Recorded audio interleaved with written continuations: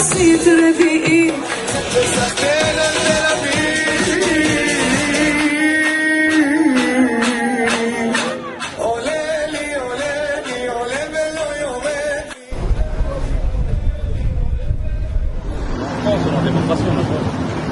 On nous dit que c'est un événement culturel alors que c'est un événement qui est clairement politique. On essaie de redorer l'image d'Israël après les massacres de la bande de Gaza l'été dernier. On rappelle 2200 morts et 570 enfants. On se rappelle des 4 enfants sur la plage qui n'avaient rien à voir avec la résistance, qui jouaient tout simplement au foot, qui ont été assassinés par une bombe explosée. Je veux dire, et maintenant on vient dire que Tel Aviv est une ville ouverte et tolérante alors que on peut pas, il nous demande de dissocier ce qui est indissociable. Tel Aviv est la seule capitale reconnue par les Nations Unies et par même les gouvernements internationaux en étant la capitale d'Israël. Donc de ce fait, comment on peut dire que Tel Aviv n'a rien à voir avec Israël? On vient qu'ils fassent un gaz à plage, qu'ils viennent faire la promotion de la culture palestinienne qui souffre tant, qui demandent tout simplement à ce qu'on respecte leurs droits fondamentaux, le droit à l'autodétermination. Je veux dire, on arrive à un stade où on arrive à nous faire croire que l'oppressé est l'oppresseur. Je veux dire, Israël nous retourne la situation, et ça c'est une technique qui est clairement israélienne, même sur le fait de la culture, en nous faisant croire que c'est un événement culturel, parce qu'il faut savoir qu'Israël utilise tous ses artistes, tout ce qui est danseurs, chanteurs, et pour venir redorer l'image d'Israël dans le monde, en disant voilà, donner notre image que la guerre, donner l'image d'un pays tolérant, ouvert, où la culture est magnifique. Alors à côté de ça, comment on peut dire tolérant, ouvert, alors que ça pratique le racisme d'État, ça pratique l'apartheid qui est reconnu par les ONG, excusez-moi, qui est reconnu par les ONG. Et je veux dire, en 2008-2009, en 2012, en 2014, ça suffit pas au monde pour se faire une idée de ce qui se passe en Palestine. Je veux dire, les nombres de morts, le blocus dans la bande de Gaza qui est illégal. C'est les bombes au phosphore blanc, qui est des armes qui sont illégales aussi, qui sont utilisées sur les Palestiniens. La torture des enfants, l'emprisonnement des Palestiniens, même les Palestiniens qui sont 6 millions de réfugiés qui attendent de retourner chez eux. C'est la première résolution de l'ONU, il faut le savoir, la première résolution de l'ONU qui demande justement le droit au retour des Palestiniens. Et elle n'est pas respectée. On a le droit de montrer le drapeau. Non, la loi dit qu'on a le droit de montrer la loi. On a le droit de montrer le drapeau palestinien en France, c'est un droit. On a le droit. On a le droit. Vous avez le droit de fêter Israël, nous on a le droit de défendre la Palestine. Il y a une déclaration qui a été faite en préfecture. On est là pacifiquement. On est là pacifiquement. On a le droit, on a l'autorisation. Bien sûr.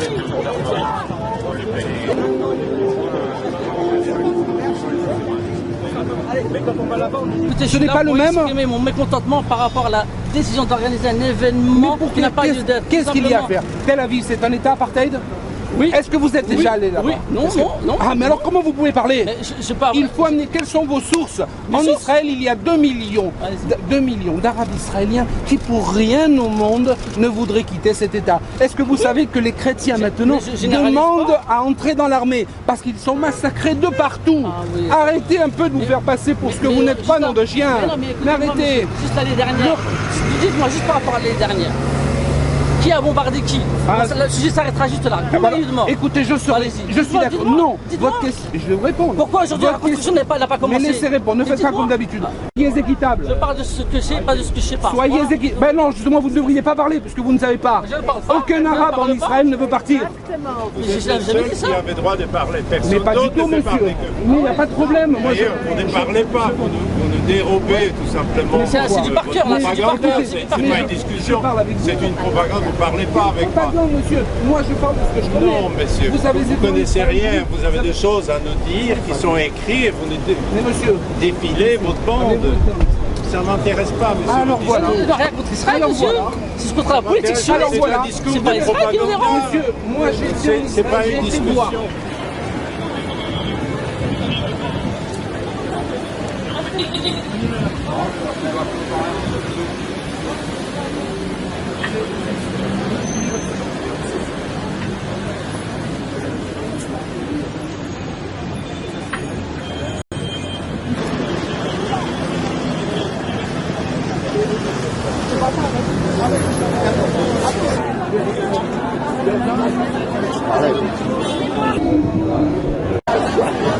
C'est vrai, c'est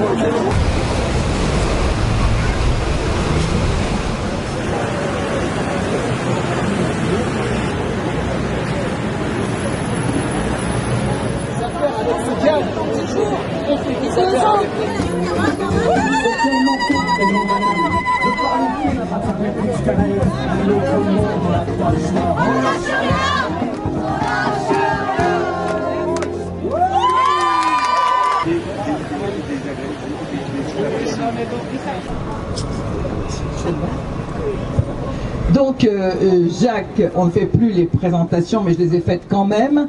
Donc tu n'as plus qu'à prendre la parole par rapport à, d'une part, ce que tu penses de l'initiative de Madame Hidalgo qui a accepté qu'il y ait un Tel Aviv sur scène festif et culturel à côté ici.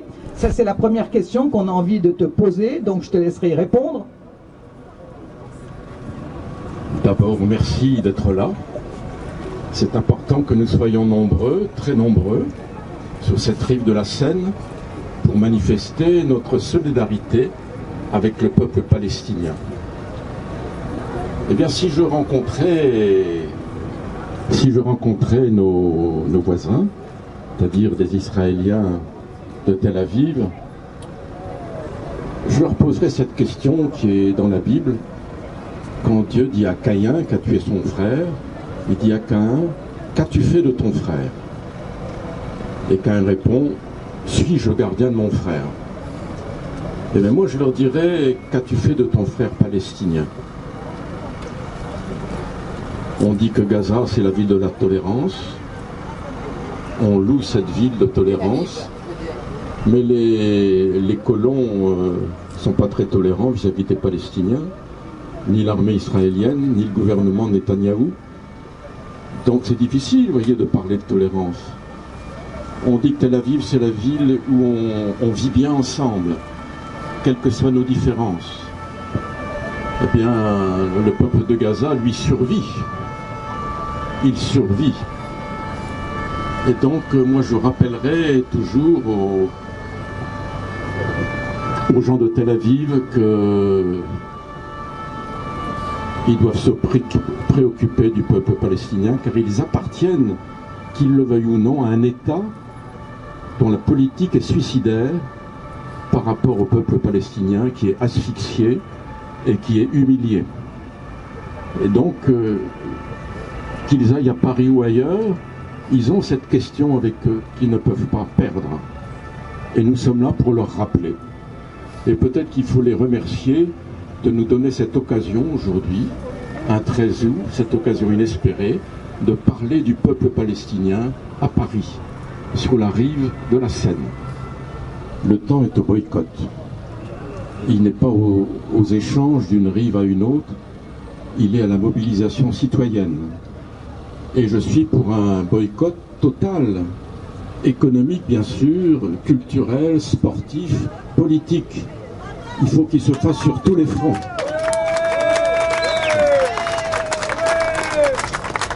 C'est notre manière de faire pression sur le gouvernement israélien. Et je crois qu'Israël entend cela et en a peur. Eh bien, nous ne pouvons pas compter beaucoup sur les politiques, mais nous pouvons compter sur la mobilisation citoyenne dont nous sommes les représentants cet après-midi.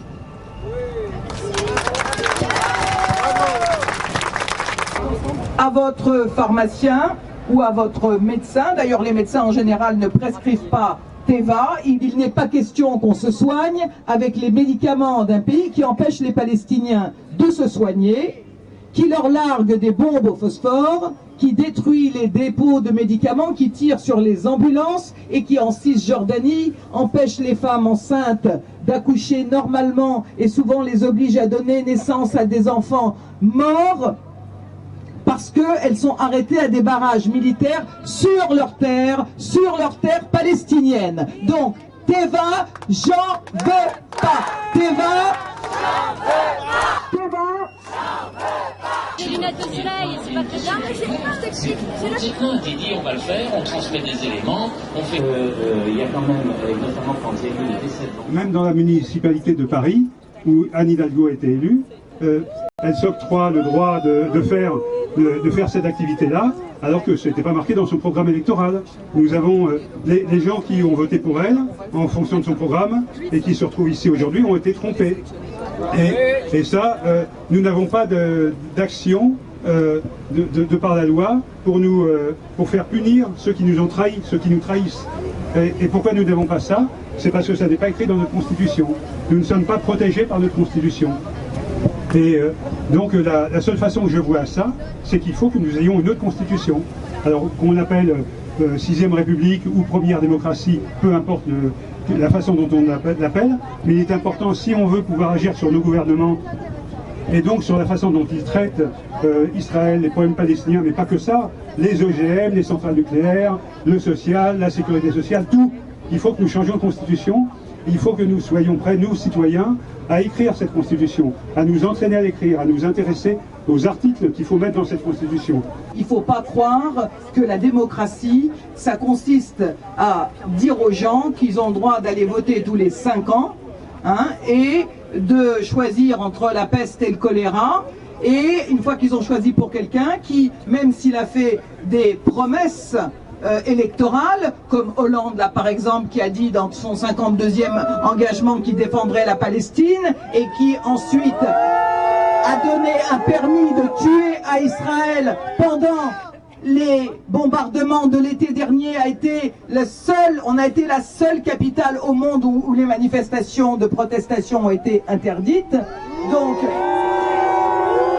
il ne faut pas que vous ayez d'illusions électorales. Nous n'avons aucun pouvoir, c'est-à-dire sur nos élus, ils peuvent faire ce qu'ils veulent une fois qu'ils sont élus. Nous n'avons pas le moyen de les révoquer, et que ça soit la droite ou la gauche, vous venez d'en avoir la preuve, c'est la même politique qui se moque du droit, de nos droits, du droit des Palestiniens, des droits en général, qui bombarde des populations civiles dans le monde au nom de je ne sais quelle démocratie, et qui, en vérité, muselle ici les gens qui ont besoin de s'exprimer et de dire la justice et la vérité, et qui laisse en France, par exemple, une organisation classée terroriste aux États-Unis, la LDJ, des gens qui sont extrêmement dangereux, qui agressent, qui ont blessé, qui ont tué, qui ont jeté dans le canal de l'Ourcq, comme vous le savez, et qui ont fait noyer des personnes. Ces gens-là, eh bien, sont le droit, ont pignon sur rue, sont en train de se pavaner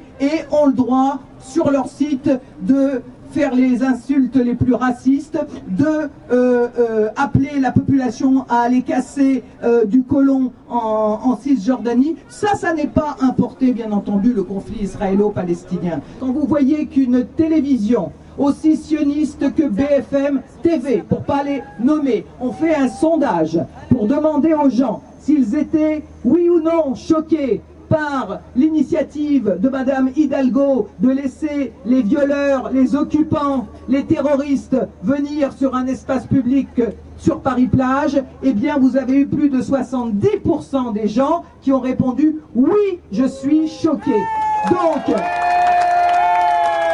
Donc le chantage à l'antisémitisme, ça suffit. Non mais ça ne marche plus.